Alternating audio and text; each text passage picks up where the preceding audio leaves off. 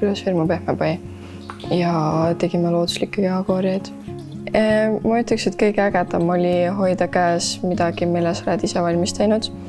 Et sa oled vaeva näinud, see tootearendusprotsess on ikkagi võrdlemisi pikk ja kui ta siis lõpuks saab sellisel kujul valmis, nagu ta läheb müüki ja nagu teised teda näevad, siis seda käes hoida on väga tore tunne. Meil on 2 erinevat lõhna, vanilli ja magus apelsin. Need peamiselt need lõhnavalikud tulidki meie enda eelistustest ja ka tuttavate. Natuke uurisime oma tuttavatelt ja sõpradelt, et milliseid lõhnu nemad tahaksid. Ja sellest see tuli.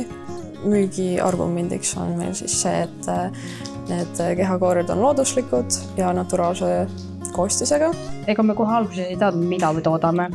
Esimene variant oli meil huulevalsam, selline toitev pigem nagu õli, aga see osutus natukene keeruliseks, kui me nagu hakkasime uurima.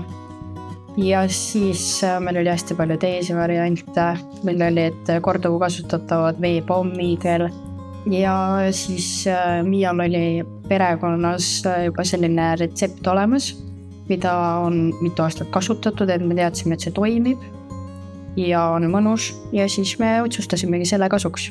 Et tagasiside oli võrdlemisi positiivne alati, kõigile tundus meeldivad ja finantsilises mõttes tegime lihtsalt firma lõpus kokkuvõtte, vaatasime oma kulud üle, oma tulud üle ja saime rõõmustava tulemuse, et oleme jäänud ikkagi kasumisse ka.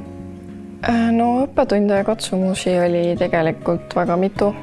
Et peamine oli see, et inimestel ikkagi kipuvad olema eriarvamused ja tekib väga palju lahkhelisid, millega me tegelikult ei olnud arvestanud.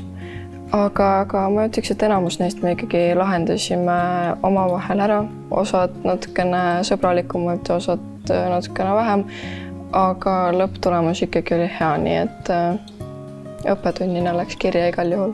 Teistele õpilasfirma tegijatele soovitaksin olla hästi avatud kõikide ideede suhtes, olla sihikindel, et kui sul on üks mõte, siis ürita vähemalt see lõpule viia. Muidugi suhelda üksteisega hästi palju, et ei tekiks väga palju lahkhelisid ja nautida kogu protsessi.